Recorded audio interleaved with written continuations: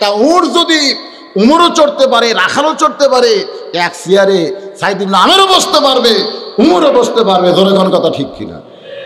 জনগণেরা দেখতেছে না, এত কিছু করার পরে হযরত উমর যখন তাকে স্টেজের কাছে নিয়ে গেছে, এমন সময় সমস্ত জনগণ চিল্লায় বলে, আমির আল মুমিনিন, আমাদের প্রধানমন্ত্রীকে আপনি মহব্বত করে আপনার কাছে টানতেছেন, কিন্তু আপনি তো জানেন না ওই প্রধানমন্ত্রীর বিরুদ্ধে আমাদের 4টা অভিযোগ রয়েছে। যেই বলেছে প্রধানমন্ত্রীর বিরুদ্ধে, পক্ষে না বিরুদ্ধে, বিরুদ্ধে আমাদের 4টা অভিযোগ আছে। ওমর ফারুক মুচকি মুচকি হাসলেন। এই মানুষের বিরুদ্ধে আবার অভিযোগ, যে 50 বছর কোরআনের তাফসির করে, যার ওয়াজের মাহফিলে লক্ষ লক্ষ মানুষ হয়, এই মানুষের বিরুদ্ধে অভিযোগ? কি খান, আপনাদের ভিতরে এরকম একটা আশ্চর্য কাজ করে না? করে কি করে না? আমি চলে আসলাম মদিনা থেকে যাকে এক নজর দেখার জন্যে, যে মানুষটা নিজের অভাবকে দেখে না, সাধারণ মানুষের অভাব দেখে, সেই মানুষের বিরুদ্ধে অভিযোগ। অভিযোগ বিরুদ্ধ হলেও হয়তো পক্ষ পড়তে পারে। যেরকম ফজর নামার সময় একজন মুসল্লি ইমামের কাছে অভিযোগ করছে, হুজুর এই প্রতিদিন ফজরের আগে আমাকে ডাকে, প্রতিদিন ফজরের সময় জানলাত গিয়ে ডাকে, আর ডাকের কারণে আমি চেতন পাইয়া উঠে আসে ফজর নামাজ পড়তেছি, এর বিরুদ্ধে আমার অভিযোগ। আপনারা বলেন তো ইমাম সাহেব কি অভিযোগের বিচার করবে? আর খুশি হয়ে বলবে কাম তো ভালোই করছে। এরকম অভিযোগ হতে পারে। ওমর ফারুক বললেন, এ আমিনের জনগণেরা, তোমাদের প্রধানমন্ত্রীর বিরুদ্ধে তোমাদের 4টা অভিযোগ আছে, এই অভিযোগগুলো বলো তো। সমস্ত জনগণের ভিতর থেকে একজনকে জিম্মাদার বানানো হলো। তিনি বলতেছেন, সমস্ত জনগণের পক্ষ থেকে আমি আপনার কাছে বলতেছি, আমাদের প্রধানমন্ত্রীর বিরুদ্ধে 4টা অভিযোগের 1 নম্বর হলো, প্রতিদিন কার্যালয়ে দেরি করে আসে। লিয়াবলুয়াকুম আইয়ুকুম আহসানু আমালান ওহুয়াল আজিজুল গফুর ফাদখুলি ফি ইবাদি ওয়াদখুলি জান্নাতি। ওমর ফারুক চমকে উঠলেন। একজন প্রধানমন্ত্রী কার্যালয়ে দেরি করে আসে, আসে ঠিকই, কি করে আসে? দেরি করে আসে। 2 নম্বর অভিযোগ হলো হঠাৎ একদিন আসেই না। 2 নম্বর অভিযোগ হলো কার্যালয়ে হঠাৎ একদিন আসেই না। 3 নম্বর অভিযোগ হলো কার্যালয়ে কাজ করতে করতে আমাদের প্রধানমন্ত্রী বেহুশ হয়ে পড়ে যায়। 4 নম্বর অভিযোগ হলো রাত্রিবেলা দরজা বন্ধ করে এমন ঘুমায়, আমরা শত বিপদে ডাকাডাকি করলেও আমাদের প্রধানমন্ত্রী কোনোদিন দরজা খোলে না। মারাত্মক 4টা অভিযোগ। ওমর ফারুক বললেন, সাইদ ইবনে আমের, জনগণ তোমার বিরুদ্ধে 4টা অভিযোগ করেছে, তুমি যদি শুধু বলো যে অভিযোগগুলো মিথ্যা, শুধু বলো অভিযোগগুলো মিথ্যা, আমি তোমার কথাই গ্রহণ করব। কারণ এখন পর্যন্ত মদিনা থেকে এসেছি তোমার জন্য, তোমার মহব্বত আমার গোটা কলিজা ভরা। তুমি শুধু বলো অভিযোগগুলো মিথ্যা। সাইদ ইবনে আমের বলে, অভিযোগগুলো মিথ্যা আমি বলতে পারতাম যদি আপনি বিচারক হতেন। আপনি যদি বিচারক হতেন তাহলে বলতাম অভিযোগগুলো মিথ্যা, কিন্তু আপনার কাছে মিথ্যা বললে কি হবে? আলাইসাল্লাহু বিআহকামিল হাকিমিন। আপনি বিচারক, আপনার সামনে মিথ্যা বলে খালাস পাওয়ার চেষ্টা করতাম। জোরে কোন কথা ঠিক কিনা? আজকে বাংলাদেশে বিচারকের সামনে মানুষ সত্য মিথ্যা কয় কি কয় না? জোরে কোন কয় কি কয় না? কারণ তারা বিশ্বাস করে এটাই বিচারক। উকিল আবার জেরা টেরা করে জোর গলায় বলে, দেখেন স্যার, ইয়োর অনার, এরকম বলে। কিন্তু অনেক সময় দেখা গেল ভালো মানুষগুলো জেলখানা যাচ্ছে, খারাপ মানুষগুলো তদবির করে সব বার হয়ে আসতেছে। জোরে কোন কথা ঠিক কিনা? আশা করে না বিচারক আমাকে মুক্তি দিয়ে দিচ্ছে। কোনটা বিচারক? যেটা বসে আছে যদি আসলেই বিচারক হতো তাহলে তার আবার 11 বছর জেল হবি কে? জোরে কোন কথা ঠিক কিনা? প্রধান বিচারপতির 11 বছর জেল হয়নি, যেটা সাবেক। কি কোন হয় নাই জানেন না বাংলাদেশে? আলাইসাল্লাহু বিআহকামিল হাকিমিন। সাইদ ইবনে আমের বলে, আমির আল মুমিনিন, আপনি যদি বিচারক হতেন তাহলে আমি অস্বীকার করতাম অভিযোগগুলো মিথ্যা, কিন্তু আমার ঈমান বলতেছে আপনি মূল বিচারক না, মূল বিচারক হলো আমার আল্লাহ। এই কারণেই বলবো, জনগণের পক্ষ থেকে যে 4টা অভিযোগ করা হয়েছে, প্রত্যেকটা অভিযোগ সত্য। তো সত্য যখন বলেছে, ওমর ফারুক বলতেছে আর তুমি এসো না, তুমি ওখানে থাকো। তোমার বিরুদ্ধে যে 4টা অভিযোগ করেছে, 1 নম্বর অভিযোগ প্রতিদিন কার্যালয়ে দেরি করে আসো। আরে মিয়া প্রধানমন্ত্রী, তুমি যদি অলস হও, তোমার যদি সময় জ্ঞান না থাকে, গোটা দেশ সাতলে যাবে। জোরে করে কথা ঠিক কিনা? যারা মসজিদের ইমাম হয় এরা কিন্তু শুধু ইমাম না, একজন নেতা। আপনারা বলেন তো জামাতের একটা সময়সূচি আছে না নাই? জোরে গান আছে না? ইমাম বলতেছে একদিন 4টায় পড়ায়, একদিন 4:15টায় পড়ায়, একদিন আসর 4:30টায় পড়ায়, আবার একদিন 4:45টায় পড়ায়। তো মুসল্লি বাড়বি না কমবি? এই মসজিদের টাইম জ্ঞান নেই রে, ইমাম ইচ্ছা মতো নামাজ পড়ায়, আমরা আর যাবো না, যেটি সময় মতো নামাজ হয় সেটি যাবো। জোরে কথা ঠিক কিনা? একদিন 4:45 এসে থেকে জামাত খাড়া হচ্ছে, আর একদিন 4টার সময় থেকে জামাত হয়ে গেছে, আর একদিন 4:30 এসে থেকে কেবল খাড়া হচ্ছে। তো মসজিদ চলবি? তাহলে তুমি প্রধানমন্ত্রী, তোমার যদি আসার সময়টা নির্ধারণ না থাকে, দেরি করে কার্যালয়ে আসো, মারাত্মক অভিযোগ তোমার বিরুদ্ধে। তুমি আমিনের প্রধানমন্ত্রী থাকতে পারবে না যতক্ষণ পর্যন্ত অভিযোগের উত্তর না দিবে। সাইদ বিন আমের বলে, আমির আল মুমিনিন প্রতিদিন কার্যালয়ে দেরি করে আসার পেছনে কারণ হলো, প্রতিদিন কার্যালয়ে দেরি করে আসার পেছনে কারণ হলো, আমি যে মেয়েটাকে বিবাহ করেছি, যে মেয়েটা আমার ঘরে এখন বউ হয়ে আছে, আমার সেই বউটা পঙ্গু। জোরে কোন কি? একটা পঙ্গু মেয়েকে বিয়ে করার পেছনে কারণ হলো, আমি যখন যুবক ছিলাম, ওই যুবক অবস্থায় রাস্তা দিয়ে হাঁটতেছিলাম, হঠাৎ দেখি চৌরাস্তার মোড়ে একটা মুরব্বী দাঁড়িয়ে দাঁড়িয়ে কাঁদতেছে।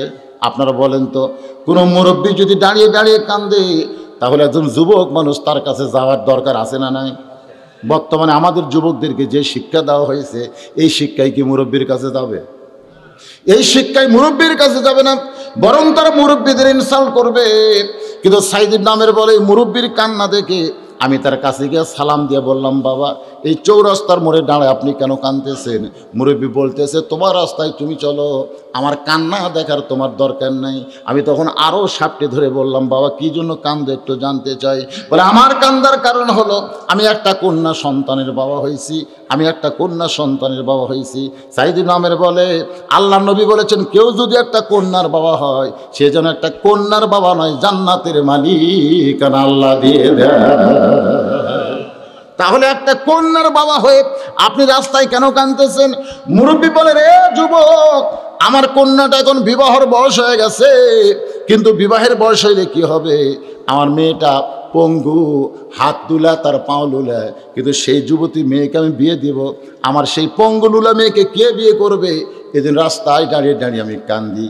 কেউ যদি আমার পঙ্গু মেয়েকে বিয়ে করতে চায়, তাহলে আমার কান্না বন্ধ হবে। আমি তখন মাথায় হাত দিয়ে বললাম, মুরব্বী আপনি যদি রাজি থাকেন, আপনার পঙ্গু মেয়েকে আমি বিবাহ করতে রাজি হয়েছি। সাইদ ইবনে আমের বলেন, আমির আল মুমিনিন অসহায় বুড়োটার মুখে হাসি ফোটানোর জন্যে আমি তার পঙ্গু মেয়েকে বিয়ে করলাম। কিন্তু মেয়েটা হাতে পঙ্গু পায়ে পঙ্গু হলে কি হবে? তার পেটটা বড় রহমত আল্লাহ, বলে কারণ সুবহানাল্লাহ, পেটটা খুব ভালো। আমার বিয়ে করার 5 বছরে আল্লাহ 3টা সন্তান আমাকে দান করেছে। তার মানে হাত পাও না চললে কি হয়, পেট ঠিক আছে। 5 বছরে 3টা হয়েছে। আল্লাহ বলেছে, ইন্নামা আমওয়ালুকুম ওয়া আওলাদুকুম ফিতনা, তোমাদের সম্পদ আর সন্তান হলো তোমাদের বিপদের কারণ। বেশি সম্পদ হলো বিপদ, আবার বেশি সন্তান হলো বর্তমান যুগে বিপদ আছে। জোরে করে আছে না নাই? আর একটা সন্তান কমপক্ষে 2 বছর দুধ পান করবে। কোনো জায়গায় আছে 30 মাসের কথা আছে। তো 2.5 বছর যদি দুধ পান করে, তাহলে 5 বছরে 3টা হলে কোনটার দুধ কে পান করলো? দেখেন তো হিসাব করে। অনেকে আছে 1 বছর পরে আর একটা হয়, এরকম আসলে নাই। তাহলে আগেকারটাই তো 2.5 বছর পাওনা আছে। তুমি তার দুধ খাওয়ার মধ্যে আর একটা খাবার জন্ম দাও, তো বিপদ হয়ে গেল। এই জন্য অস্থায়ী পদ্ধতি, স্থায়ী না, অস্থায়ী পদ্ধতি আলেম ওলামারা জায়েজ করছে। অন্তত 2.5 বছর 3 বছর পর পর একটা করে দেওয়া দরকার। বছর বছর একেবারে কি 5 বছরে 3টা সন্তান আল্লাহ আমাকে দান করেছে, কিন্তু আমার বউটা পঙ্গু লুলা।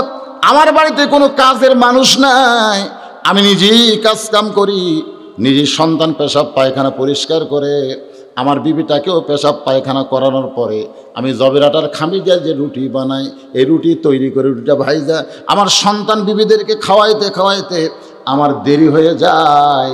আমি ইচ্ছা করে কোনোদিন দেরি করে আসি না। অলসতা করে আমার দেরি হয় না, এই সকল সাংসারিক কাজ কাম করতে আমার দেরি হয়ে যায়।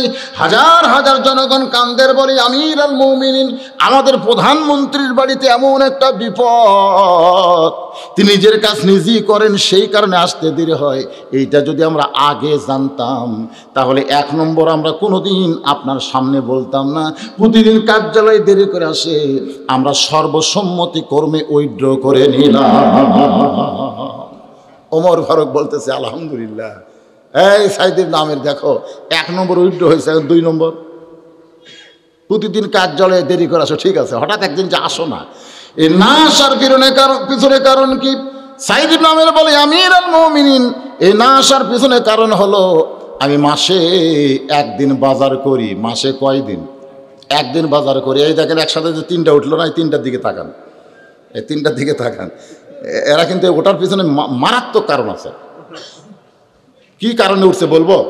ওরা বসলে বলবো না, না বসলেই বলে দেবো, জানি তো আমি এগুলো।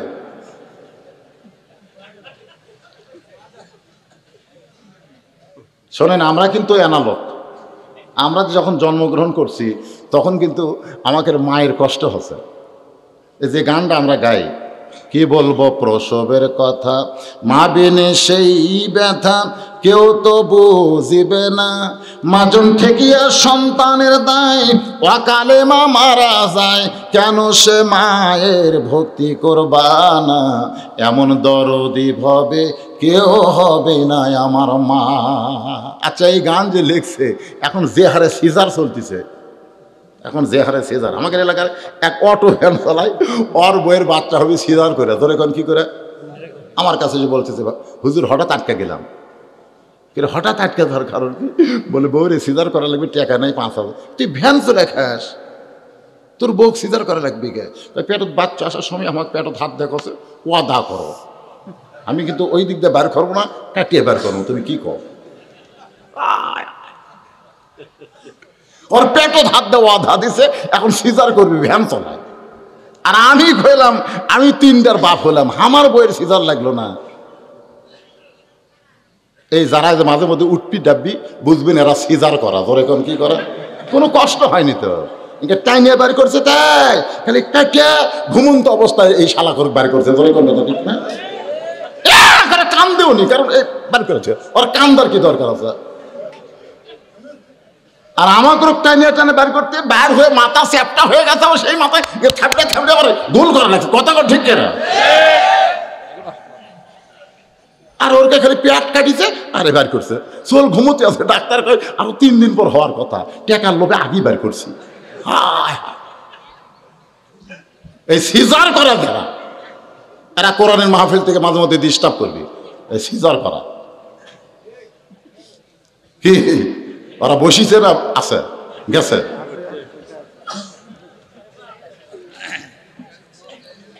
কি মনে কষ্ট নিচ্ছেন? একটু মনোযোগ দিয়ে শুনবেন। সাইদ ইবনে আমের বলতেছে আমির আল মুমিনিন, হঠাৎ একদিন কার্যালয়ে আসি না, এ না আসার পিছনে কারণ হলো আমি প্রতি মাসে 1 দিন বাজার করি।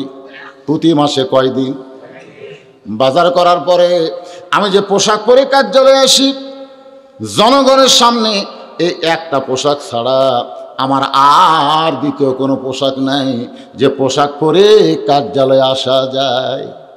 এই একটা মাত্র পোশাক, যেই পোশাক পরে কার্যালয়ে আসি, উমরের চোখটা দর দর করে পানি পড়তেছে। বাজান গো, আল্লাহর কোরআন মানুষকে কত সুন্দর বানায় দেয়, সুবহানাল্লাহ বলে। এই পোশাকের একটা ওয়াজ আছে ওমর ফারুকের জীবনে। জুমার দিনে যখনই খুতবা দিবে এমন সময় মাঝখান থেকে একজন সাহাবী দাঁড়িয়ে বলতেছে আমির আল মুমিনিন, আপনার খুতবা শোনা জায়েজ নাই, আপনার খুতবা শোনা জায়েজ নাই। ওমর ফারুক চমকে গেলেন, কি কারণে আমার খুতবা শোনা জায়েজ নাই? ওই লোকটা বলতেছে আমির আল মুমিনিন, আমাদেরকে খাটো পাঞ্জাবি দিয়া আর আপনি লম্বা জুব্বা পরে খুতবা দিবেন। আমাদের বাইতুল মাল থেকে যেই পাঞ্জাবি দিচ্ছেন, এই পাঞ্জাবি দিয়ে হাঁটু পর্যন্ত ঢাকে না, আর আপনি লম্বা জুব্বা পরে খুতবা দিচ্ছেন। এই লম্বা জুব্বার কাহিনী যতক্ষণ না বলবেন ততক্ষণ আপনার ওয়াজ আমরা শুনব। আজকে যদি আপনারা এমপিদেরকে বলেন যে এমপি সাহেব ভোট দিলাম, এমপি হলেন, 4 বছর হয়ে গেল, আমাকে রাস্তা কেন না হলো না? যতক্ষণ রাস্তার কথা না বলবেন ততক্ষণ আপনার কোনো ভাষণ আমরা শুনবো না। এমপি সাহেব কি ভাষণ দিবি? রাগ করে বলবে দিবার চাইছিলাম দিলাম না। আর যদি সেই রকম হয় পুলিশদেরকে একটু ইশারা করবি, যে লোক মারতে যাও সাইজ মারবি। ধরে কোন কথা ঠিক কিনা? ওমর ফারুক অর্ধ পৃথিবীর খলিফা, তিনি বলতে পারেন এই এটা কে রে, এই তোরা খাটো পরে থাক, ন্যাংটা হয়ে থাক, লম্বা জুব্বা পড়ছি, তোদের বাজে কোন জায়গা? এ কত ওমর ফারুক বলছেন? ওমর ফারুক ছোট বাচ্চার মতন কাঁদতেছেন। এমন সময় 6 লক্ষ হাদিসের হাফেজ আব্দুল্লাহ ইবনে ওমর বাবার পাশে দাঁড়িয়ে বলতেছে, রে নবীর সাহাবীরা, আমি কিন্তু বাবার পক্ষে না, আমি তোমাদের পক্ষ নিলাম। আসলেই তাই, তোমাদেরকে খাটো পাঞ্জাবি দিয়ে আমার বাবা লম্বা জুব্বা কোথায় পাইছে অবশ্যই আমাদের জানার অধিকার আছে। জোরেখানে আছে না নাই? তার মানে তুমি যে লোকমা দিয়েছো, সেই লোকমার সাথে আমি আব্দুল্লাহ আমার বাবার পক্ষে না তোমার পক্ষ হয়ে গেলাম। ওমর ফারুক বলে, আব্দুল্লাহ রে, আমি লম্বা জুব্বা কোথায় পাইলাম এটা সাধারণ মানুষ না জানলেও তুই তো বলতে পারিস বাবা। আব্দুল্লাহ বলতেছে, সাহাবীরা রে, দুনিয়ার সবাই যখন ঘুমাইছিল এমন সময় আমার বাবা আমার দরজায় গিয়ে ডাকতেছে, আব্দুল্লাহ আব্দুল্লাহ। আমি চমকে গেলাম, এত রাত্রে বাবা কেন ডাকতেছে? দরজা খুলে তাকায় দেখি বাবা একটা পাঞ্জাবি নিয়ে দাঁড়ায় আছে। আমি খুশি হয়ে বললাম, বাবা বাইতুল মাল থেকে একটা পাঞ্জাবি দিয়েছে, আবার আর একটা পাঞ্জাবি আমাকে দিবার আইছেন। খলিফার বেটা হলে দুইটাই পাওয়া যায়। ওমর ফারুক চোখের পানি নিয়ে বলতেছে, পাগল, তুই কি জানিস না, ওয়াইযা হাকামতুম বাইনান নাস আন তাহকুমু বিল আদল, মানুষের মধ্যে কাউকে যখন নেতৃত্ব দেওয়া হয়, সেই নেতা নিজের ইচ্ছা মতো চলবে না, নেতাকে চলতে হবে আল্লাহর আইন মতো। বলে কন্যা সুবহানাল্লাহ। তাহলে গভীর রাত্রে এই পাঞ্জাবি নিয়ে কেন দাঁড়ায় আছেন? ওমর ফারুক বললেন, বেটা এই পাঞ্জাবি আমার ভাগে পড়েছে, কিন্তু আগামীকাল জুমার দিনে এই খাটো পাঞ্জাবি পরে আমি খুতবা দিব। মানুষ কিন্তু মুসল্লির পোশাক খুব একটা দেখে না, কিন্তু ইমামের পোশাক সবাই তাকায় থাকে। ধরে কোন কথা ঠিক কি না? বাজান আমার হাঁটু বার হয়ে যাবে, এই খাটো পাঞ্জাবি গায়ে কেমনে খুতবা দিব? তাই তোর পাঞ্জাবিটা আমাকে একটু দান করে দে বাজান, তোরটার আমারটা মিলে আমি একটু লম্বা জুব্বা বানাবার চাই। আব্দুল্লাহ বলে, তাকায় দেখো, তোমাদের পরনে খাটো পাঞ্জাবি হলো, তোমরা নতুন পোশাক পরে মসজিদ আইছো, কিন্তু আমার পরনে নতুন কোনো কাপড় নাই।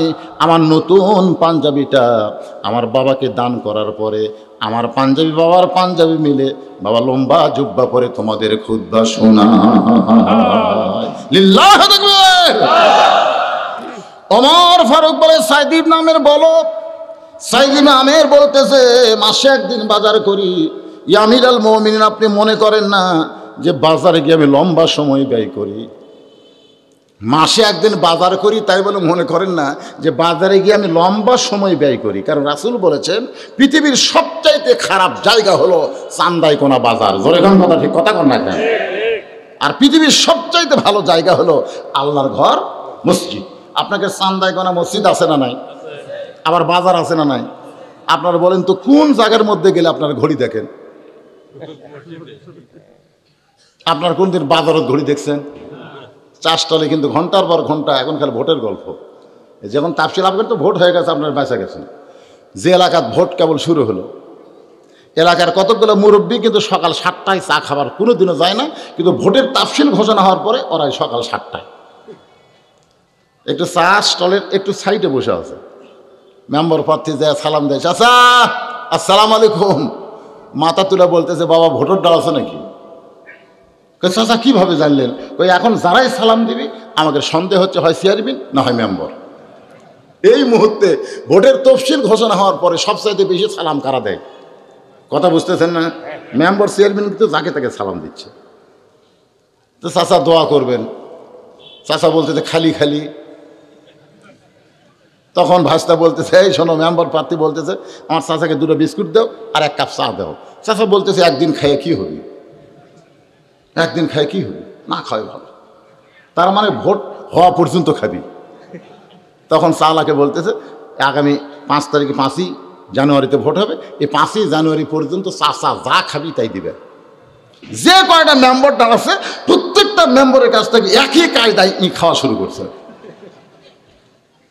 যে কটা চেয়ারম্যানরা আছে একই কায়দায় খাচ্ছে। আমি আপনাদের কাছে শোনাই যে আনতুআদ্দুল আমানাতে ইলা আহলিহা, এই আয়াতের তাফসীর পড়ে দেখেন, আপনি যাকে ভোট দেবেন ভোট দেওয়ার আগে তার কাছ থেকে একটা টাকা, একটা পয়সা যদি আপনি খান তাহলে বুঝবেন আপনি হারাম খেয়েছেন, আপনি জাহান্নামে হয়ে গেছেন, আপনি গোলামীর আবদ্ধতার মধ্যে নাই।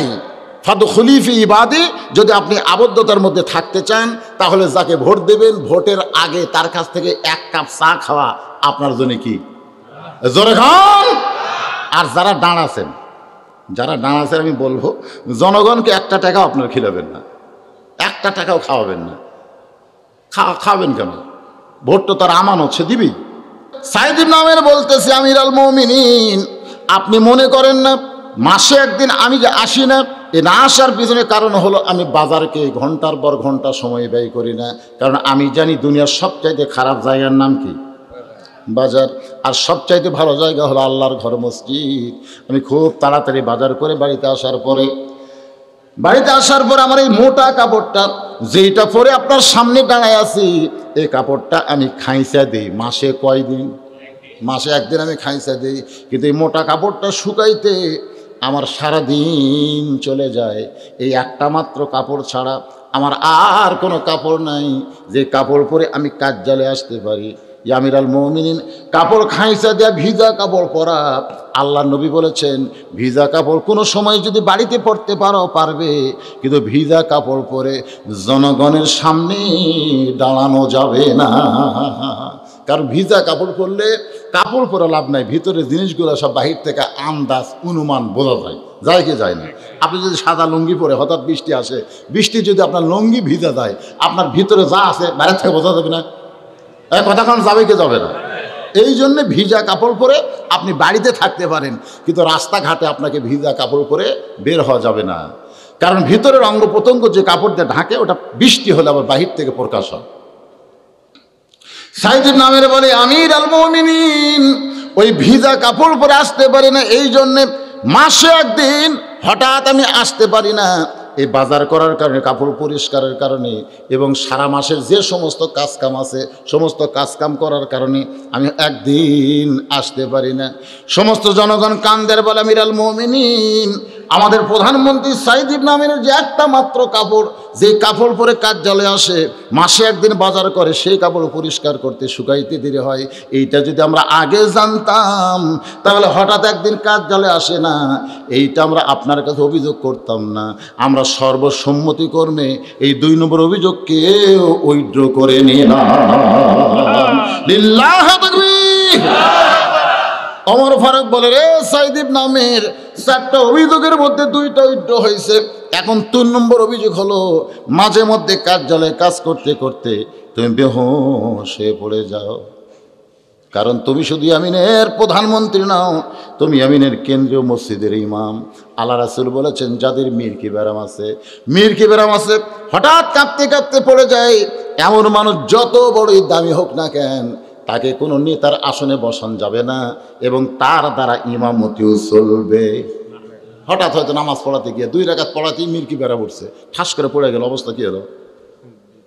এই জন্য নেতা নির্বাচন করতে গেলে রোগা বুড়িয়ে লাঠি ধরে হাঁটে, ওই লিজই লড়বার পারতেছে না, ওই জনগণের কি খেদমত করবে? এই জন্য ইয়ং জেনারেশন মেম্বার চেয়ারম্যান যারা দাঁড়াবি, ভোটটা তারকে কি মারা লাগবে, কথাটা বুঝলেন? এই বুড়ে থোড়া ভাঙ্গাচোরা কিন্তু আর চলবি না। যারা মসজিদে চেয়ার নিয়ে নামাজ পড়ে ওরা আবার চেয়ারম্যানও দাঁড়ায়, কারে 13টা ফরজের মধ্যে একটা ফরজ হলো দাঁড়ায় নামাজ পড়া। তুমি হেঁটে হেঁটে মসজিদে এসে চেয়ারত বসো, তুমি তো চেয়ারম্যান হওয়ার উপযুক্ত না। সাইদ ইবনে আমির বলতেছে আমিরুল মুমিনিন, আমার কোনো মির্কি ব্যারাম নাই, আমি মাঝে মধ্যে কার্যালয়ে কাঁদতে কাঁদতে বেহুশ হয়ে যায়। এইটা যদি আপনি শুনতে চান, আমিরুল মুমিনিন এখন ইয়ামিনের গভর্নর হওয়ার পরে মাঝে মধ্যে কোরআনের হাফেজ খোয়াইব বিন আদির দৃশ্যটা আমার চোখের মধ্যে চলে আসে। ওই কথাগুলো যখন আমার মনে হয় তখন কাঁদতে কাঁদতে আমি বেহুশ হয়ে পড়ে যাই। আমার কোনো মীর কি বেরাম নাই, আমার কোনো মীর কি বেরাম নাই।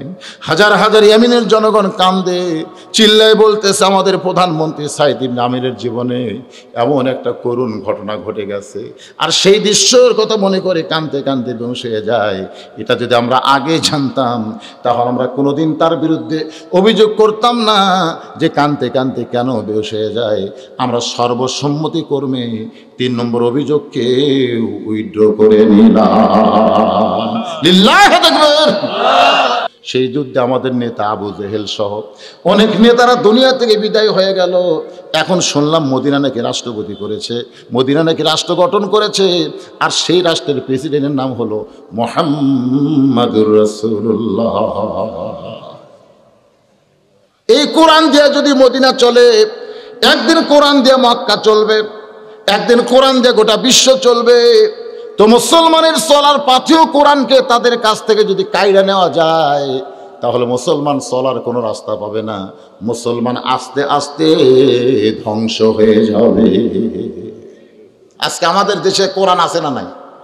কিন্তু কোরআন মতে যদি আমরা না চলি আমরা আস্তে আস্তে কি হব? কথা কয় না, কি হব?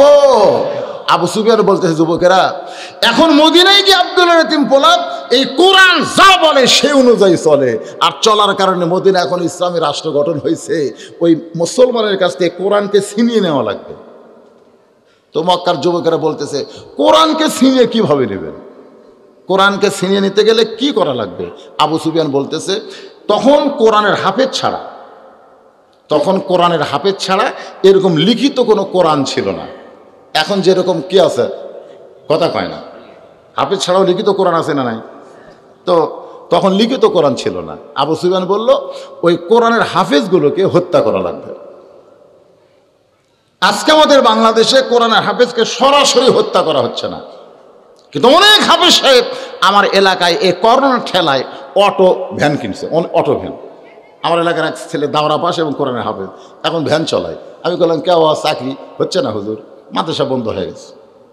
তো মাদ্রাসা বন্ধ হলে কি করবেন? ভ্যানই চালান লাগবে। তবে এখন পেডেল মারা লাগে না, খালি। আমি বললাম কামাই কিরকম? বলে সব কিছু খরচ বাদ দিলে দিনে 500 টাকা থাকে হুজুর, তাতে 15,000 টাকা টিকে। আর এই মাদ্রাসা চাকরি করতাম 6,000, কেশিয়ার সকালে গরম দেখায়, সেইটাই আবার বিকেলে দেখায়। আবার সব উদ্দেশ্যে মধ্যরাত্রে গরম করে, 3 বেলা গরম, ভাত না। গরম দেখতে দেখতে আমার এই 6,000 টাকা দিয়ে কুটি হেরা যায়, আল্লাহ জানে। আমি মাথায় হাত দিয়ে বললাম বাজান, এই দেশের নাম হলো বাংলাদেশ, এই দেশে কোরআনের হাফেজ ভ্যান চালায়, আর সাধারণ মানুষ ওই ভ্যানের উপরে চড়ে আবার সিগারেট খায়। জোরে খান কথা ঠিক কিনা? হাফেজ সাহেব ভ্যান চালাচ্ছে, অটো ভ্যান চালায়, আর সাধারণ মানুষ ওই জায়গায় উঠে ভেলকিবাজি গল্প করতেছে। হাফেজ সাহেব কিছুই বলতে পারতেছে না। এটা কিন্তু চরমভাবে হাফেজদেরকে অপমান করা হচ্ছে। জোরে খান কথা ঠিক কিনা? আস্তে আস্তে হাফেজদেরকে ধ্বংস করার একটা পায়তারা চলবে। আগে আমরা দেখছিলাম আজ থেকে 20 বছর আগে একটা গরুর চামড়া ছিলা না হতেই 3 জন গাড়া খাড়া হয়ে আছে, ছিলাই হয়নি। 1500, একজন করছে না 1500, ওই ঠকাচ্ছে 2000, আরেকজনকে কিসের 2000 চামড়া আছে 3000। 15 বছর আগে গরু চামড়া বেচে 3000। হাফেজ সাহেব বলতে হুজুর আমাকে রেখি আর দেখলিয়ে দা, আর দেখলিয়ে দা। এক চামড়া জাফ আছে বেচে মাদ্রাসার অর্ধেক খরচ চলছে সারা বছরের। আর এই বছর চামড়া হাফেজ সাহেব দেখলে হুজুর হুজুর গোটাল নিয়ে যান, হুজুর হুজুর হুজুর খুশি মনে গোটাল ভ্যান টানা বাড়িতে হচ্ছে, চামড়া নিচ্ছে না। আমি চিন্তা করলাম জুতা কিনবার গেলে যে জুতার দাম আগে ছিল 500 সেটা হয়ে গেছে 1100।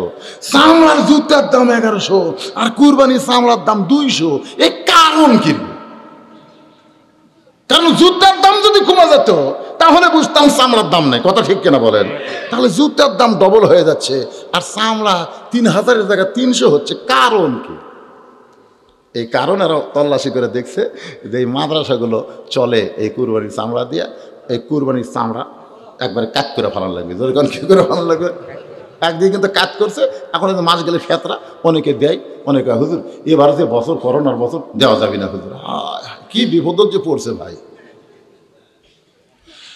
এটা কিন্তু ধ্বংস করার একটা চক্রান্ত, জোরে বলেন কথা ঠিক কিনা?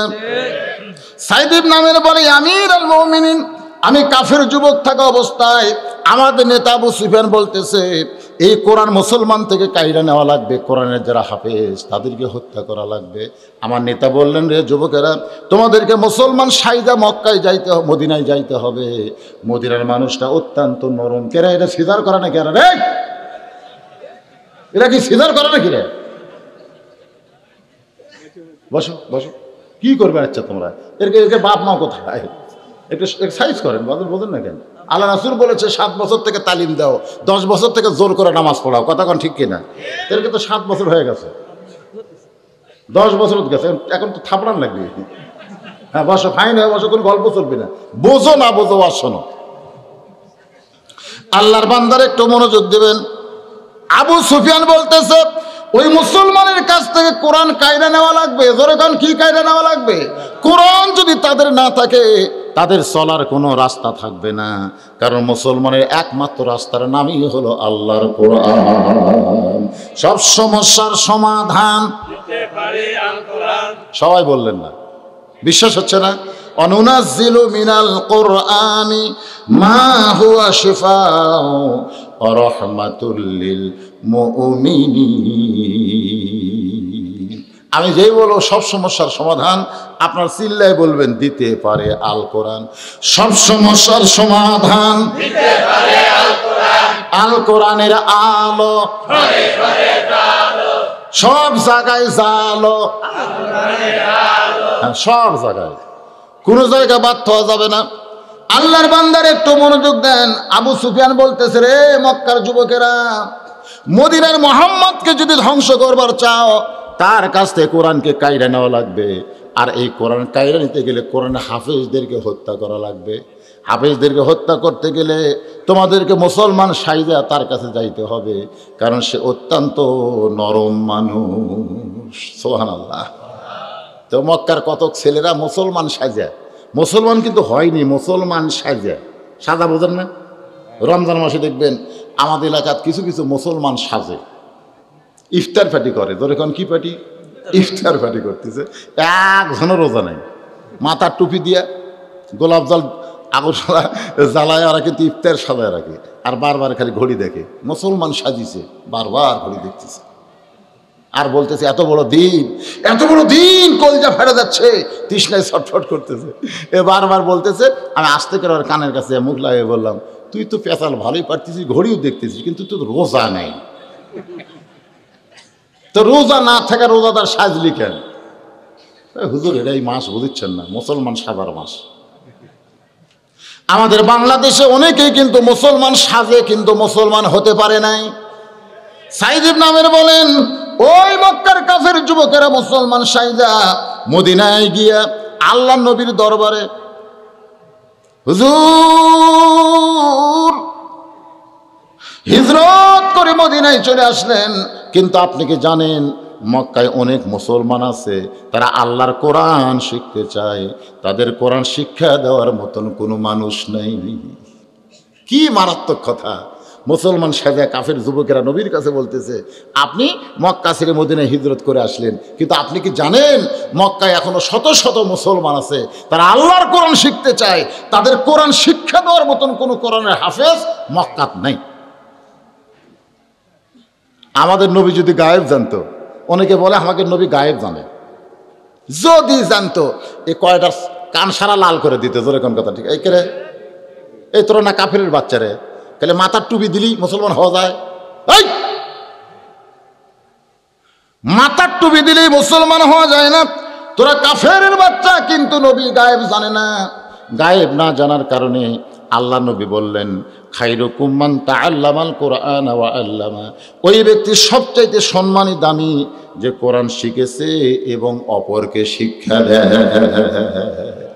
তোমার মধ্যে কারা কারা কোরআন হাফেজ আছো, এই মুসলমানের সাথে তোমাদেরকে মক্কায় যাওয়া লাগবে। সাইদ ইবনে আমের বলেন 10 জন কোরআনের হাফেজ ওই মুসলমান সাদা কাফের যুবকদের সঙ্গে রওনা দিলেন। কয়জন? 10 জন কোরআনের হাফেজ। তারা এই মুসলমান সাদা কাফের যুবকের সঙ্গে মক্কায় রওনা দিলেন। বীরে মাওনা, আমি নিজের চোখে দেখাইছি ওই জায়গায় কাফেররা তরবারি না ওত পেতেছিল। এই যুবকেরা যখন হাফেজদের নিয়ে ঢুকছে, সঙ্গে সঙ্গে তারা অতর্কিত আক্রমণ করে এক আক্রমণে 9 জন কোরআনের হাফেজকে তারা শহীদ করে দেয়। কোনো কথা বলার আগেই কোরআনের 9 জন হাফেজকে তারা হত্যা করে। একজন মাত্র হাফেজ, যার নাম হলো খোবাইব বিন আদি, সে পাহাড়ের চূড়া পর্যন্ত দৌড়ে উঠে যায়। আবু সুফিয়ান বলতেছে, রে কোরআনের হাফেজ, তোমার সঙ্গী 9 জনকে হত্যা করা হয়েছে, কিন্তু আমরা ওয়াদা করতেছি, কাবা শরীফের কসম করে বলতেছি, আমরা তোমাকে হত্যা করব না। এরকম কাবা শরীফের কসমকে সাইদি নামের বলে আমার নেতা যখন বলেছে, তখন ওই কোরআনের হাফেজ নিজে চলে আসলেন। ওই হাফেজকে নিয়ে আসা হলো। মক্কার কাফেরদের ভিতরে বিশাল একটা টেজ করে ওই টেজের উপরে কোরআনের হাফেজকে উঠাই বলা হচ্ছে, ও মুসলমানের কোরআনের হাফেজ, তোমার নবী আছে মদিনায়, তোমার আল্লাহ আছে আসমানে, এখন হাজার হাজার তোমার শত্রু তোমাকে হত্যা করতে চায়। এই হত্যার পূর্ব মুহূর্তে তোমার যদি কিছু বলার থাকে তুমি বলতে পারো। তুমি যেই নবীর উপর ঈমান এনেছো, আল্লাহর প্রতি এনেছো, তুমি বলো তো আল্লাহ কোন জায়গায়, নবী কোন জায়গায়। সাইদি নামের বলে, আমি কাফেরদের মধ্যে কাফের যুবক হইয়া ওই মুসলমানের কোরআনে হাফেজের দিকে তাকায় আছি। হাফেজ সাহেব চিৎকার করে বলতেছে, তোমাদের কাছে আল্লাহ আসমানে, নবী মদিনায়, কিন্তু একজন মুসলমানের কাছে আল্লাহ আছে ইমানে, আর নবী আছে কলিজা। তার মানে কি গেল? আল্লাহ আসমানে না, নবী মদিনায় না, যারা মুসলমান তাদের ইমানে আছে আল্লাহ, আর কলিজার মধ্যে মদিনার রাসূল আছে। ধরে কথা ঠিক কিনা? লা ইলাহা ইল্লাল্লাহু মুহাম্মাদুর রাসূলুল্লাহ। সাইদি নামের বলে, আমি তখনও কাফের, কিন্তু মুসলমানের কোরআনের হাফেজের জবান থেকে এমন কথা শোনার সঙ্গে সঙ্গে আমার গোটা দেহ কম্পন দিয়ে উঠলো। আবু সুফিয়ান বলতেছে, রে মুসলমান, তোমার সাথে 9 জনকে আমরা হত্যা করেছি, আর তোমাকে নিয়ে আমরা খেলা করব, তোমাকে নিয়ে আমরা খেলা করব। 9 জনকে হত্যা করার সময় তোমাকেও হত্যা করতে পারতাম, কিন্তু তোমাকে হত্যা করিনি, কারণ মুসলমানদের নিয়ে আমাদের খেলা করতে বড় আনন্দ লাগে। গোটা বিশ্বে এখন কাফের বেঈমানেরা মুসলমানদের নিয়ে খেলা করতেছে। জোরে গণনা ঠিক কিনা? আমাদের খেলতে দেওয়ার সুযোগ দেওয়া যাবে না, কোনো সুযোগ দেওয়া যাবে না। আজকে আফগানিস্তানের দিকে তাকায় দেখেন, আফগানিস্তানে কোনো ইন্টারনেট নাই, কোনো এরকম মোবাইল নাই, কোনো কিছুই নাই। তারপরেও গোটা বিশ্ব তাদের ভয়ে থরথর করে কাঁপতেছে, কারণ তাদের ইন্টারনেট হলো তাদের মাথার টুপি, তাদের নেটওয়ার্ক হলো তাদের রাসূলের সুন্নাত দাড়ি, আর মাথায় পাগড়ি দিয়ে ভাঙ্গাচোরা অস্ত্র যেগুলো আমেরিকা ফেলে দিয়ে গেছে, সেই অস্ত্রগুলো তারা এখন ব্যবহার করতেছে।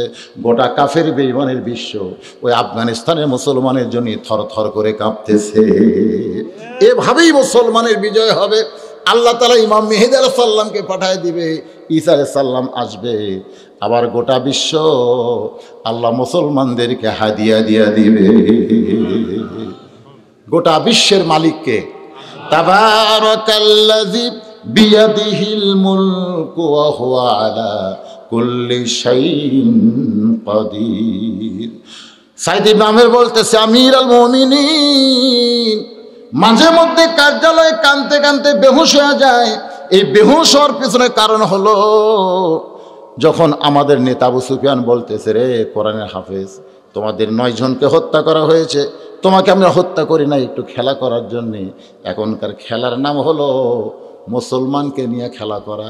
গোটা বিশ্বে এরকম খেলা আছে না নাই? যখন আছে না নাই? সাইদ ইবনে আমের বলে, আমি যদিও কাফের ছিলাম, এই কথাগুলো আমার পছন্দ ছিল না।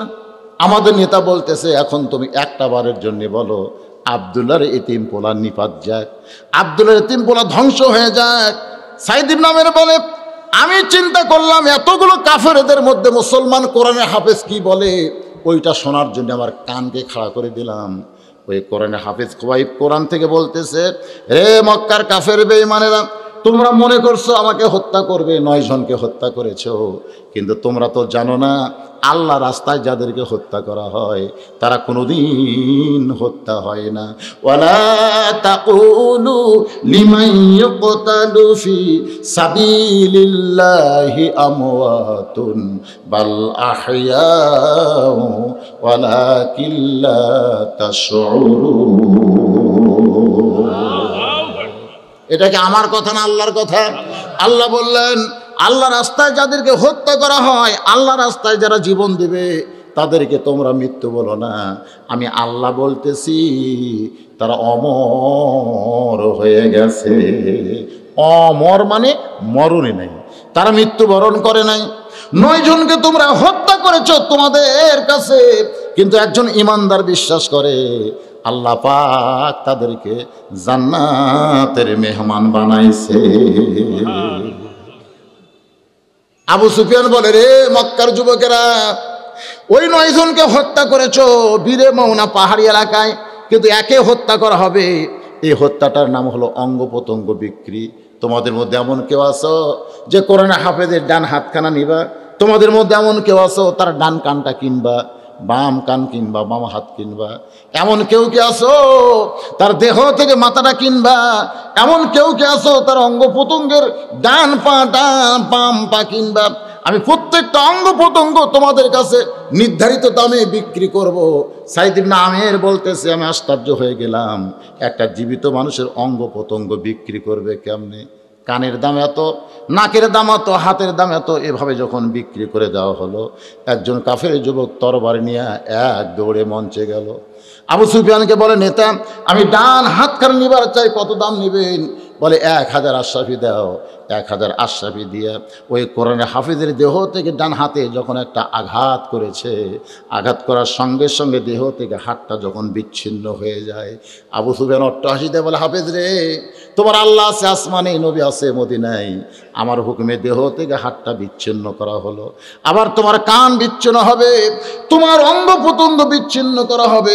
সাইদ ইবনে আমের বলে, আমির আল মুমিনিন, আমি তাকায় দেখি ওই হাফেজের দেহ থেকে রক্ত ঝরতেছে, আর হাফেজটা মুস্কি মুস্কি হাসতেছে, চিৎকার করে বলতেছে, রে দুনিয়ার কাফেরেরা শুনে নাও, একজন মুসলমানের দেহ থেকে তোমরা হাত বিচ্ছিন্ন করতে পারো, তোমরা পা বিচ্ছিন্ন করতে পারবে, তোমরা নাক বিচ্ছিন্ন করতে পারবে, কিন্তু মুসলমানের কলিজা থেকে আল্লাহ রাসূল কোনদিন তোমরা বিচ্ছিন্ন করতে পারবে না।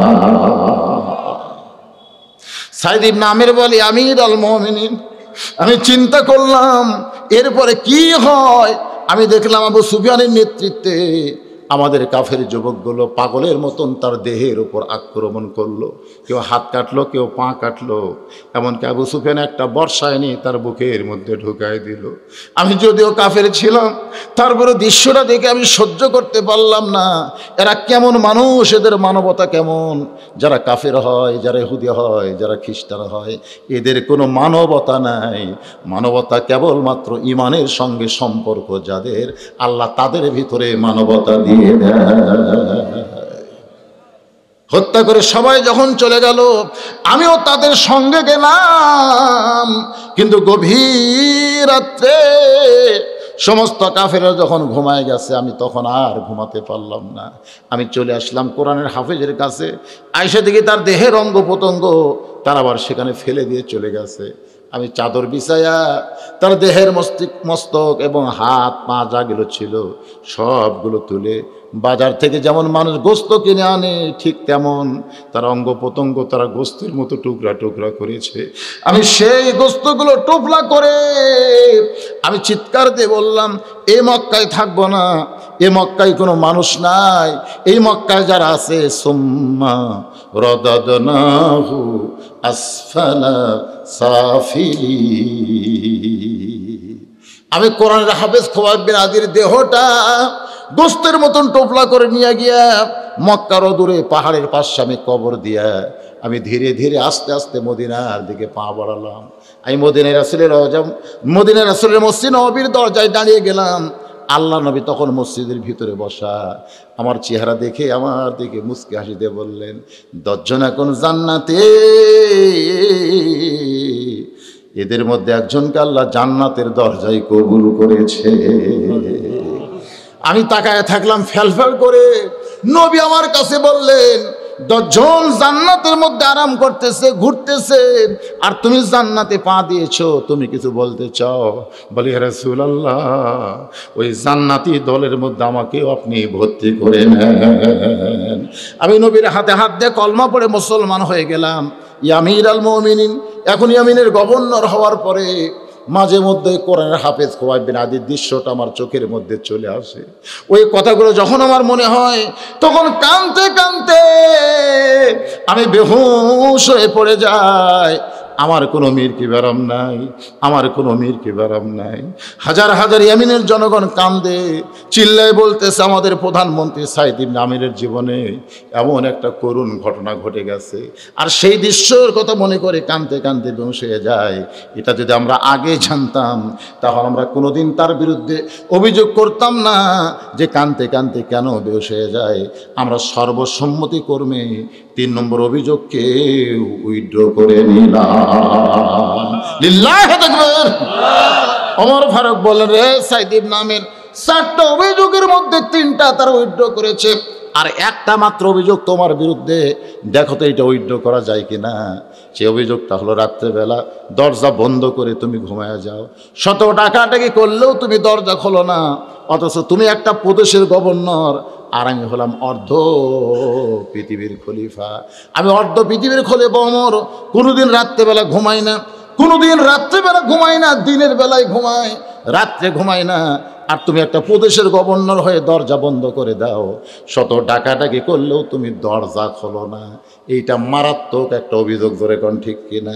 ওমর ফারুকের জীবনে পড়ে দেখেন ঘুমাইছে নাকি? একদিন দেখে তাঁবুর মধ্যে কে জানো, আর তাঁবুর বাহিরে একটা পুরুষ মানুষ খালি উত্তর দিকে যায়, দক্ষিণ দিকে যায়। ওমর ফারুক দেখলেন এই গভীর রাত্রে মানুষটা অস্থির। আল্লাহ রাসূল বলেছেন, পুরো অস্থির মানুষকে যদি শান্তি দিবার চাও, তাহলে আল্লাহ নবীর সুন্নত সালাম তার কাছে পৌঁছাও, আসসালামু আলাইকুম, তোমার উপর আল্লাহ রহমত বর্ষিত হোক। কোনো কথাবার্তা না, সর্বপ্রথম কথা হলো আসসালামু আলাইকুম। ওমর ফারুক দেখলেন লোকটা অস্থির, তো অস্থিরকে স্থির করার জন্য সালাম দিলেন, আসসালামু আলাইকুম ইয়া আব্দুল্লাহ, এ আল্লাহর বান্দা, তোমার প্রতি আল্লাহর রহমত বর্ষিত হোক। লোকটা চিল্লায় বলতেছে, এই মেয়ে, এই গভীর রাত্রে তুই আমার সালাম দিস, যে সালামের অর্থ বুঝিস? তাকে বলতেছে। ওমর ফারুক মেম্বার, চেয়ারম্যান, আমাকে চেয়ারম্যান মেম্বার যদি কেউ এই কথা বলে, তার অবস্থা কি হবে? অর্ধ পৃথিবীর খলিফাকে বলতেছে, ও যাদের সালাম দিস, সালামের অর্থ বুঝিস? ওমর ফারুক বললেন, ভাইজান, আপনি অস্থির হয়ে ঘুরতেছেন, এই জন্য সালাম দিলাম নবীর সুন্নত। আপনি ওয়ালাইকুম আসসালাম না বলে এমন উত্তর কেন দিলেন? বলে, আমার বাড়ি হলো অমুক এলাকায়, আমি আমার গর্ভবতী বউকে নিয়ে যাচ্ছি অমুক জায়গায়। দিনের বেলা আমি পারি নাই, রাতের অন্ধকারকে আমি পর্দা চাদর বানাইছি। জোরে কোন সুবহানাল্লাহ। কি সমাজ, কি দিন! বউকে নিয়ে রাত্রেবেলা যাচ্ছে শ্বশুর বাড়ি, কিন্তু রাস্তার মাঝখানে আমার এই গর্ভবতী বিবির প্রসব বেদনা শুরু হয়ে গেছে। আমি তখন তাঁবু টাঙ্গাইয়া বউকে আমার তাঁবুর মধ্যে রেখে আমি অস্থির হয়ে পড়েছি। আমি কোনো কুল কিনারা পাচ্ছি না। এখন গর্ভবতী বউটা যে হারে কষ্ট পাচ্ছে, যে হারে কান্নাকাটি করতেছে, আমি কি করব? ওমর ফারুক হাতের মধ্যে হাত ঢোকায় বললেন, ভাই, আপনি কোনো টেনশন করেন না, আমার কাছে ভালো একটা ধাত্রীর খবর আছে। সোনাল্লাহ কন্যা। অর্ধ পৃথিবীর খলিফা বললেন, কোনো টেনশন করার দরকার নাই, আমার কাছে ভালো একটা ধাত্রীর খবর আছে। ওমর ফারুক এক দৌড়ে বাড়িতে আসলেন। আব্দুল্লাহর মা, ওমর ফারুকের ছেলের নাম কি? আব্দুল্লাহর মা। ওমর ফারুকের বিবি চমকে উঠলেন, যেই স্বামী তাহাজ্জুদ পড়তে আসে বাড়িতে, চলে যায় আসার পরে আসে তাহাজ্জুদের সময়, এই লম্বা সময় সে মানুষের দুঃখ কষ্ট দেখে। আজকে এত তাড়াতাড়ি কেন আসলো? হয়তো বইয়ের কথা মনে হয়েছে নাকি? অনেক সময় বইয়ের কথা মনে হয় না, তো বিবির কথা মনে করে কি চলে আসলো নাকি? দরজা খুলে দিয়ে সালাম দেয়, ওমর ফারুক চমকে বলে, বিবি রে, তুমি কি জান্নাতে যাওয়ার চাও? বলে, সব সময় তো জান্নাতে যাওয়ার চিন্তায় আছি। তাহলে এখনই বের হও, এখনই বের হও, একটু পানি গরম করো, একটু কিছু নিয়ে চলো, আমরা জান্নাতে যাই। ওমর ফারুকের বিবি চিন্তায় পড়ে গেল, জান্নাতে যাওয়ার কথা বলে কোথায় নিয়ে যাচ্ছে। রাস্তার মাঝখানে বলে, বিবি রে, একজন মেয়ে গর্ভবতী, তার বাচ্চা হয় না, সে মেয়েটা তাঁবুর মধ্যে কাঁদতেছে। ব্যাগ দৌড় দিয়ে তাঁবুর মধ্যে ঢুকায় দিছে। আর ওমর ফারুক লোকটার সামনে এসে বলে, ভাই, ইন্নাল্লাহ মা'আস সাবিরিন, ধৈর্যশীলদের সঙ্গে কি আছে? আল্লাহ আছে। একটু ধৈর্য ধরেন, একটু ধৈর্য ধরেন, নরমালি বাচ্চা হবে। কিন্তু ধৈর্য না ধরার কারণে এখন বেশি সিজার হচ্ছে। ধরে খান কথা ঠিক কিনা? ডাক্তাররা ডাকাত হয়ে গেছে, পরীক্ষা করবার গেলেই কয় সিজার করেন, সিজার করেন, সিজার করেন। কিন্তু মায়েরা জানেন না মায়ের যে এত দাম আল্লাহ কেন দিলেন। বাবা আনন্দে মাতিয়া সাগরে ভাসাইয়া সেই যে চইলা যায়, খবর লয় না মাজন ধরিয়া উদরে, কত যতন করে 10 মাস পরে পায় প্রসবের বেদনা। এমন দরদি ভবে কেউ হবে না আমার মা গো। কি বলবো প্রসবের কথা, মা বিনে সেই ব্যথা কেউ তো বুঝিবে না। মাজন ঠেকিয়া সন্তানের দায়, অকালে মা মারা যায়। মাজন ঠেকিয়া সন্তানের দায়, অকালে মা মারা যায়। সে পায়ে মায়ের পায়ের নিচে সন্তান, বেহেশত খোঁজা লাগবে। জোরে বলেন কথা ঠিক কিনা? আমার মায়েরা বোনেরা যারা পর্দার অন্তর আছে, একটা মা হতে যে কত কষ্ট, যাদের নরমালি বাচ্চা নেয়। ওমর ফারুকের বিবি তাঁবুর মধ্যে ঢুকে ধাত্রী হয়ে কিছুক্ষণ পরে বলতেছে, আমির আল মুমিনিন, আপনার বন্ধুকে খবর দেন, আপনার বন্ধুর বিবি সুন্দরভাবে বাচ্চা প্রসব করেছে। যেই কফি আমির আল মুমিনিন, আপনার বন্ধু খবর দেন। ওর খবর কি? কে গো আপনি? খলিফাতুল মুসলিমিন হযরত ওমর, আপনি আমারে সালাম দিলেন, আমি সালামের উত্তরটাও পর্যন্ত দেই নাই, আর আপনার বউরে ধাত্রী বানাইছেন। ওমর ফারুক বলে, রে সাইদ ইবনে আমের, আমি সারা রাত ঘুরে ঘুরে মানুষের দুঃখ কষ্ট দেখি। তাঁবুর মধ্যে জ্বলতেছে চুলা, এত রাত হয়ে গেল, নিকটে যেই মাত্র গেছে, বাচ্চারা মা মা বলে কাঁদতেছে, মা গো মা, আজকে কি আমাদেরকে খাবার দিব না? মা বলতেছে, বাবা একটু ধৈর্য ধরো, গোস্ত সিদ্ধ হলেই তোমাদের খাবার দিব। ওমর ফারুক চিন্তা করে, এত রাত এখন পর্যন্ত গোস্ত সিদ্ধ হয় না। উটের গোস্ত হলে 1 ঘন্টা লাগবে, দুম্বার গোস্ত হলে 8 ঘন্টা লাগবে। কয়েক ঘন্টা হয়ে গেল, গভীর রাত, এখন পর্যন্ত গোস্ত সিদ্ধ হয় না। এটা কিসের গোস্ত? ওমর ফারুক লোকমা দিয়ে বললেন, মা, তোমার বাচ্চাগুলো কান্দে, এখন পর্যন্ত তোমার গোস্ত সিদ্ধ হয় না, এটা কিসের গোস্ত? মেয়েটা বলতেছে, পথিক, আপনার মতো আপনি চলে যান, আমার কষ্ট এখন আল্লাহ পর্যন্ত দেখে না। ওমর চমকে বললেন, মা, আল্লাহ সম্পর্কে কি ধারণা করতেছো? বলে, আল্লাহ সম্পর্কে ধারণা এই জন্যই করতেছি, আমার বাড়ি হলো ইয়ামিন দেশে। আমি শুনতে পাইলাম মদিনার খলিফা হযরত ওমর অত্যন্ত ভালো মানুষ। আমার এতিম বাচ্চাদের নিয়ে মদিনায় চলে আসলাম, কিন্তু এত মানুষের ভিড়, ওমরের কাছে আমি যাইতে পারলাম না। আজকে তাবু টাঙ্গাইছি, বাচ্চাদের নিয়ে কোনো মতে রাত পাড়ি দিব, আগামীকাল সকাল বেলায় ওমরের দরবারে যাব।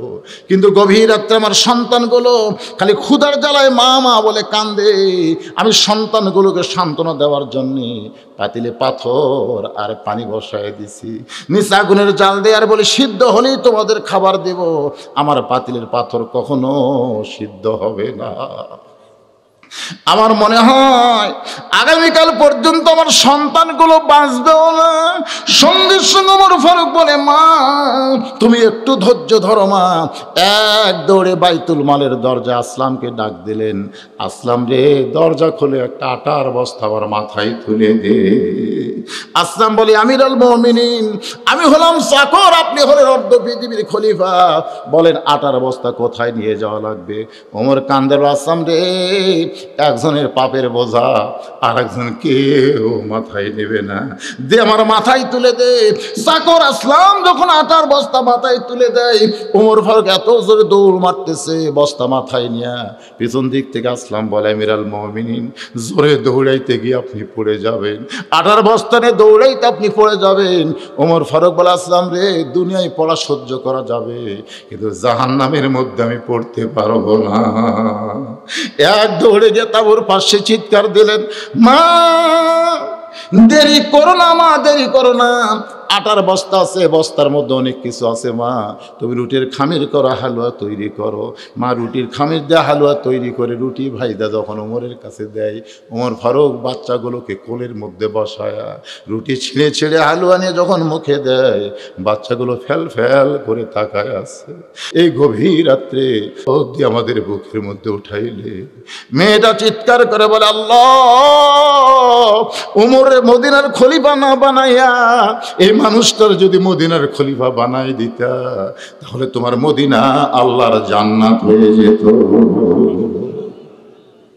ওমর ফারুক চিল্লায় বলে, রে সাইদ ইবনে আমের, আমি সারা রাত মানুষের দুঃখ কষ্ট দেখেছি, সেই দুঃখ কষ্ট থেকে মানুষকে উত্তরণ করার চেষ্টা করেছি, আর তুমি এশার নামাজের পরে দরজা বন্ধ করে ঘুমায় যাও, শত ডাকাডাকি করলেও তুমি দরজা খোলো না।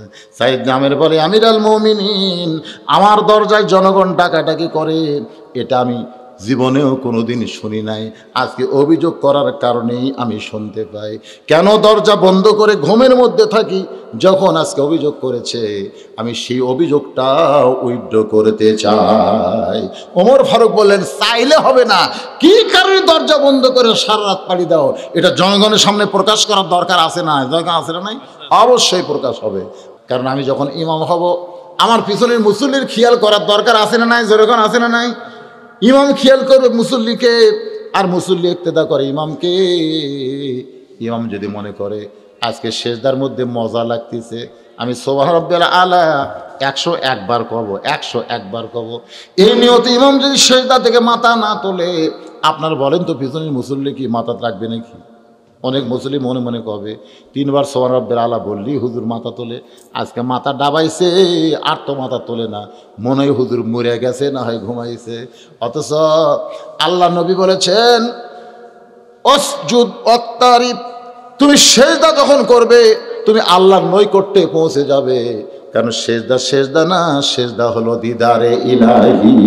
জোরে কারণ সুবহানাল্লাহ। আপনি বলেন তো, যখন ইমামতি করবেন তখন কি আপনি সেজদার মধ্যে ঢুকতে পারবেন? সাইদ ইবনে আমের বলেন, 5 ওয়াক্ত নামাজ আমি পড়াই, কিন্তু আসসালাতু মেরাজুল মুমিনিন, নামাজ যে মুমিনদের মেরাজ, এটা আমি বুঝতে পারি না। এই জন্য আমিরাল মুমিনিন এশার নামাজের পরে আমি আল্লাহর কোরআন তেলাওয়াত করি। আল্লাহর কোরআন যখন তেলাওয়াত করি, ইজা যুকিরাল্লাহু ওয়াজিলাত কুলুবুহুম, কোরআন এমন একটা জিকির, যে জিকিরের কারণে আপনার অন্তর সমূহের মধ্যে জিলজালা, কম্পন সৃষ্টি হয়ে যায়। ওয়াইজা তুলিয়াত আলাইহিম আয়াতুহু জাদাতুহুম ঈমানান, কোরআনে আয়াত তেলাওয়াত করলে আল্লাহ ঈমান বাড়ায় দেয়। ওই কোরআনের মধ্যে আমি নিজের অস্তিত্বকে বিলীন করে কোরআন তেলাওয়াত করতে করতে এক সময় তাহাজ্জুদের সময় হয়, আমি তাহাজ্জুদের নামাজ পড়ি, আমি আল্লাহর জিকির করি। দরজায় কে যে ডাকতেছে, এটা আমি নামাজের ভিতর থেকে, কোরআন তেলাওয়াতের ভিতর থেকে শুনতে পাই না। শুনতে যদি না পাই তাহলে দরজা কেমনে খুলবো? ওমর ফারুক চিৎকার করে বলতেছে, রে ইয়ামিনের জনগণেরা, আমি অর্ধ পৃথিবীর খলিফা হইয়া মদিনার অলি গলিতে ঘুরি, আর তোমাদের প্রধানমন্ত্রী মদিনার অলি গলি না, ইয়ামিনের রাস্তায় না, সঙ্গে আল্লাহর এরিয়ার মধ্যে ঢুকে যায়। সুবহানাল্লাহ বলেন। সমস্ত জনগণ কামদের বলে, আমিরাল মুমিনিন, আমাদের প্রধানমন্ত্রী সাইদ ইবনে আমের সারা রাত কোরআন পড়ে, নামাজ পড়ে, সে ঘুম পারে না। আমরা যদি এটা আগে জানতাম তাহলে 4 নম্বর অভিযোগ আমরা করতাম না। আজকে সর্বসম্মতি কর্মে 4 নম্বরকেও আমরা উইথড্র করে নিলাম। লিল্লাহি তাকবীর। লিয়াবলুয়াকুম আইয়ুকুম আহসানু আমালা, যে সুন্দর আমলের কথা কোরআনে আল্লাহ পরীক্ষা নেবে, এইরকম মানুষের দ্বারাই সুন্দর আমল করা সম্ভব। আপনারা বলেন ঠিক কিনা? আজকে আমরা যারা দুনিয়াতে আছি, আমরা অনেক সময় আব্দুল আলিমের গান শুনি আর মাথা ভোগায়। কোন বনেরই পাখি তুমি, কোন বনেরই পাখি তুমি, আইলারে কোন বনে, আবার কোন বনেতে যাইতে হবে পড়ছে নাকি মনে। এই গানের অর্থ কি? আমার হীরামন পাখি, আমার প্রাণ প্রাণ পাখি, তোরে কোথায় রাখি পাখি রে, সবে মিশে আর ফাঁকি। এক পলকের নাই ভরসা, মিশে সকল আশা। যে কোনো সময় মৃত্যু হবে, গোরস্থানের পাশে মাদ্রাসা। যে কোনো সময় কবরে যাইতে হবে, কমপক্ষে 50,000 বছর থাকা লাগবে। সেই কবরের পাথে জোগাড় করে আল্লাহ যেন আমাদেরকে কবরে যাওয়ার তৌফিক দান করে। সকলে বলে আমিন।